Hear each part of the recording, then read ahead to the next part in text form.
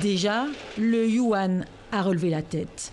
La monnaie chinoise est au plus haut face au dollar depuis presque 6 mois, encouragée certainement par la décision des États-Unis de ne plus considérer la Chine comme un pays manipulateur de devises. Après 18 mois de querelle, les deux puissances s'apprêtent à signer une trêve dans leur guerre commerciale.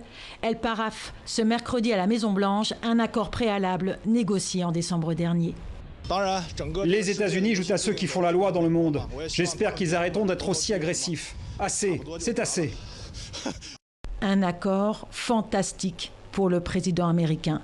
Selon Washington, Pékin s'est engagé à acheter pour 200 milliards de dollars de produits américains sur 2 ans. Elle protégera aussi davantage la propriété intellectuelle des entreprises américaines.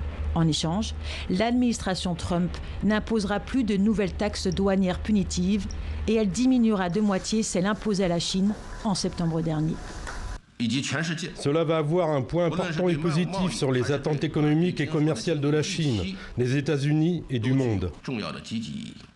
Entente acceptable pour tous, victoire pour personne.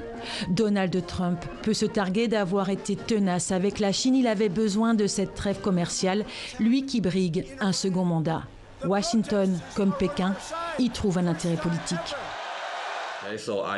Je pense qu'il y aura une bataille, une trêve, une bataille, une trêve à nouveau. Il y aura un cycle de bataille et de trêve entre la Chine et les États-Unis. Donc, chacune des deux parties va continuer à essayer de construire un avantage stratégique contre l'autre. Ce n'est que la phase 1 de l'accord commercial. La phase 2 des discussions va commencer. Elle pourrait être bien plus délicate. En jeu, la domination économique et technologique mondiale, ni plus ni moins.